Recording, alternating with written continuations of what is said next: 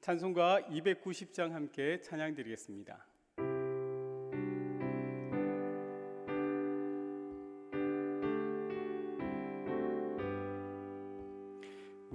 우리는 주님을 늘 배반하나 내 주 예수 여전히 날 부르사 그 참되신 사랑을 베푸시나니 내 영제여 주님을 곧 따르라.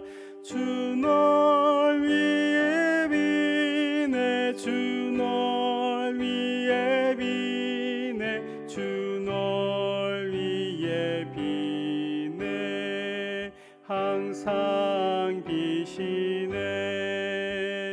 주께서 풍성한 은혜를 내려 내 영혼이 나날이 복받으니 주 예수를 너희도 구주로 섬겨 곧 따르면 풍성한 복 받겠네.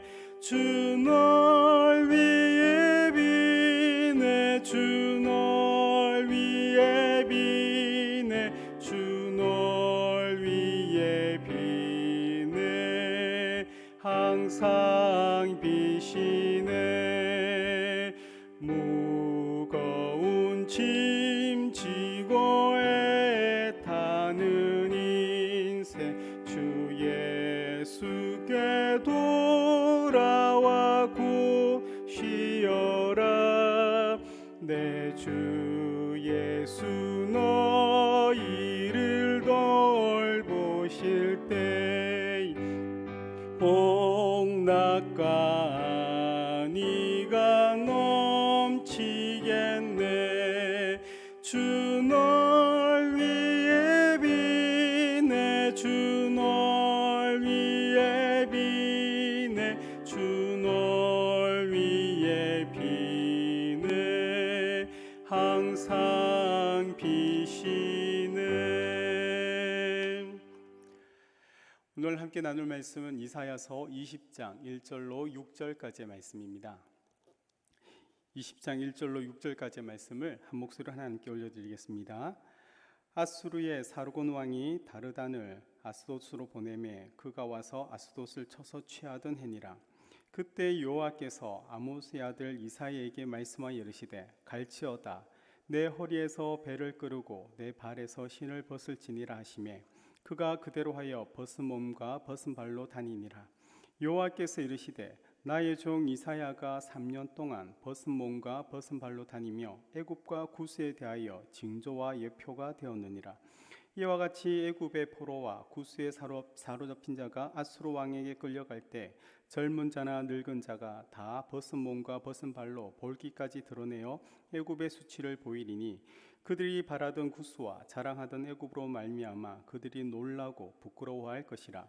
그날에 이 해변 주민이 말하기를 우리가 믿던 나라 곧 우리가 아수르 왕에게서 벗어나기를 바라고 달려가서 도움을 구하던 나라가 이같이 되었은즉 우리가 어찌 능히 피하리오 하리라. 아멘.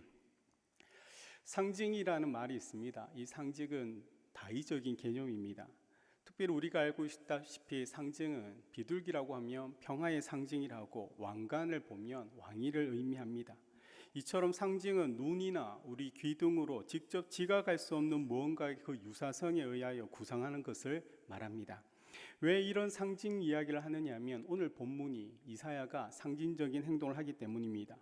2절 말씀을 한 번 더 보시면 그때 여호와께서 아모스의 아들 이사야에게 말씀하여 이르시되 갈지어다 내 허리에서 배를 끄르고 내 발에서 신을 벗을지니라 하시매 그가 그대로 하여 벗은 몸과 벗은 발로 다니니라. 하나님께서는 이사야 선지자를 통해서 유다에게 계속적인 경고를 하고 있습니다. 하나님께서 이 선지자를 보내서 말씀으로만 전하는 것이 아니라 오늘 본문에서는 이사야의 상징적인 행동을 통해서 하나님의 그 의지를 나타납니다.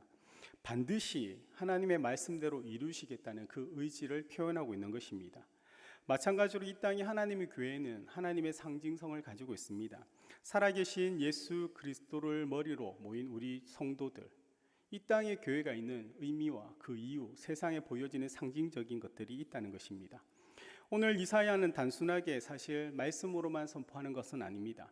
그는 단순히 이야기를 하는 것이 아니라 그 역사적인 배경을 가지고 말씀을 선포합니다. 1절 말씀을 보시면 아수르의 살곤 왕이 다르단을 아스도스로 보내매 그가 와서 아스도스를 쳐서 취하던 해라고 구체적인 그 역사적인 배경을 이야기합니다.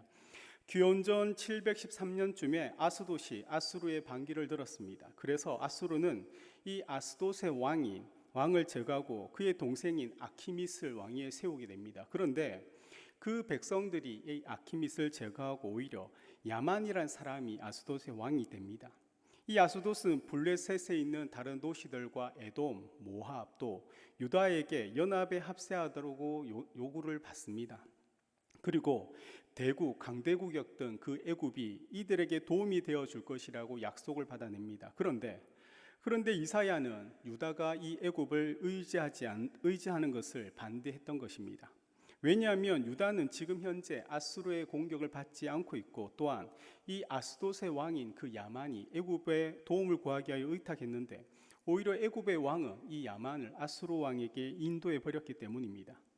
이런 역사적인 상황에서 하나님께서는 이사야에게 가라고 말씀하시는 겁니다. 이 보냄받은 선지자는 말씀을 전하는 것이 아니라 오늘 특별한 행동을 보여줍니다.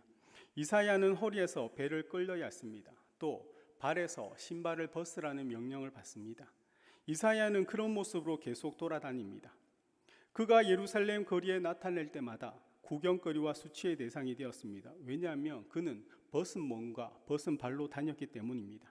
이런 선지자의 수치를 통해 이 백성들에게 하나님께서 가르치시는 마음이 있던 겁니다. 그런데 이 백성들은 그 선지자를 바라보고 그 선지자의 외침을 들었음에도 그 하나님의 그 경고를 깨닫지 못했던 겁니다. 이사야의 이 상징적 행동은 오히려 다가올 그 애굽에 대한 멸망에 대한 예표였습니다. 3절을 보시면 여호와께서 이르시되 나의 종 이사야가 3년 동안 벗은 몸과 벗은 발로 다니며 애굽과 구스에 대하여 징조가 예표가 되었느니랍니다. 이사야가 이 3년 동안 벗은 몸과 벗은 발로 다녔던 것처럼 압수르 왕은 이 벗은 몸과 벗은 발인 채로 애굽인들을 그의 나라로 끌고 갈 것입니다. 애굽과 구스는 이 아수르의 포로가 될 것이며 사로잡혀 갈 것입니다. 이스라엘이 의지했던 그 애굽이 완전히 사로잡힐 것입니다. 일로 인하여 이 유대인들이 의지하고자 했던 그 애굽과 구스의 그 심판을 통해 그 백성들은 오히려 당황하고 당혹하게 됩니다. 이것은 사실 유다 백성들에게만 말씀하시는 것은 아닙니다. 우리도 이 하나님의 시대를 살아가는 자로서 이 시대를 분별할 수 있는 우리의 마음이 있어야 합니다. 현실을 믿음으로 바라보며 이 땅 가운데 일하시는 그 하나님의 뜻, 그 이면의 모습들을 우리는 깨달아야 합니다. 그런데 사실 이사야 유다와 이 이사야 선지자를 통해서 그 백성들이 깨닫지 못했던 것처럼 사실 어쩌면 이 시대를 살아가는 우리 또한 그 하나님의 말씀에 대하여 여전히 깨닫지 못하는 것 같습니다. 구약의 그 역사를 통해서 하나님께서는 말씀을 통하고 또한 그 말씀의 그 행동적인 것을 구체적으로 보여주셨지만 그들이 깨닫지 못했던 것처럼 우리도 이 시대에 힘들고 어렵다는 이 시대 가운데 성도조차도 하나님만 의지하지 않더라는 겁니다. 자신의 힘과 자신의 능력으로 지금의 현재와 문제와 상황을 이겨내려고 합니다.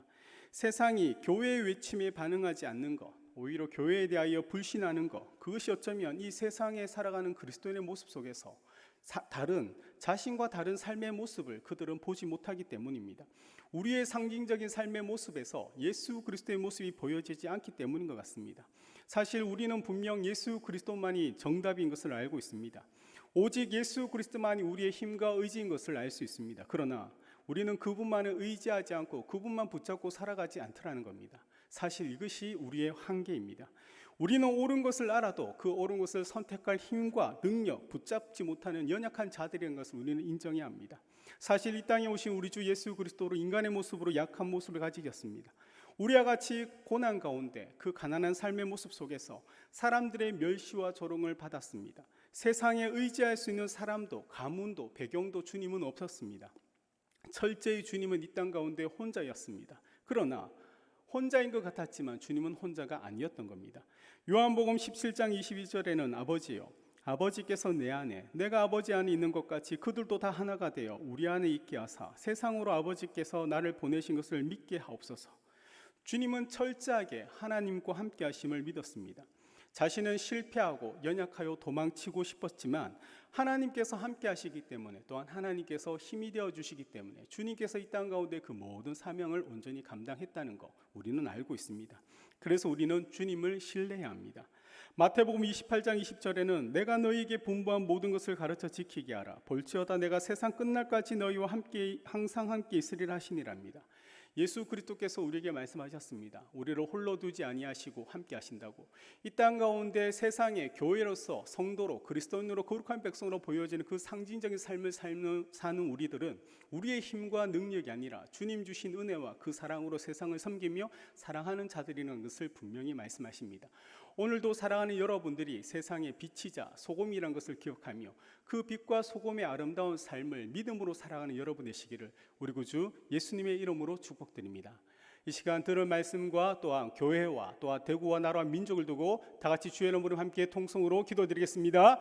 주여, 주여, 주여. 하나님 아버지, 우리 교회가 모든 예배와 모임이 정상화되게 도와주시고 힘써 모이며 뜨겁게 기도하는 성령교회가 되게 도와주옵소서. 사랑하는 성도들의 모든 가정과 기업과 직장을 기억하여 주시고, 하나님 성도들의 모든 닫힌 문들을 열어주시고, 하나님 육신적으로 약한 한우들을 불쌍히 여기시며 치료하는 은혜를 바라여 주시옵소서. 하나님 성령교회 다음 세대인 주일학교와 북년의 새로운 부흥의 역사를 허락하여 주시옵소서. 대구와 나라와 민족을 기억하여 주시를 간절히 바라옵니다. 코로나19가 속히 종식되게 도와주시고 확진자들을 고쳐주시옵소서. 이 나라의 모든 분야가 정상화될 수 있도록 주님 인도하여 주옵시고, 기업들이 이 어려움을 잘 이겨낼 수 있도록 하나님 도와주옵소서. 포괄적 차별금 집부의 국회를 통과하지 않도록 막아주시며 북한과의 관계가 안정되게 도와주시고 자유평화 통일이 될 수 있도록 도와주시옵소서. 하나님 이 땅의 모든 한국교회가 온전히 예배가 회복되게 도와주시고 힘써 모임에 하시며 세상 가운데 믿음으로 살아갈 수 있는 하나님의 사람들과 한국교회가 될 수 있도록 주님 도와주시옵소서.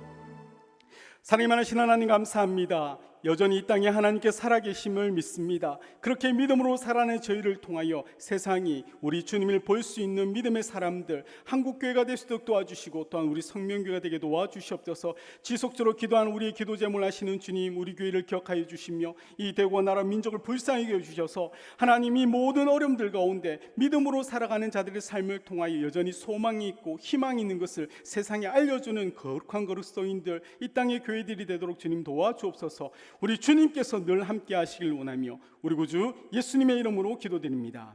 아멘. 오늘도 빛과 소금으로 살아가는 여러분 되시기를 소망합니다. 감사합니다.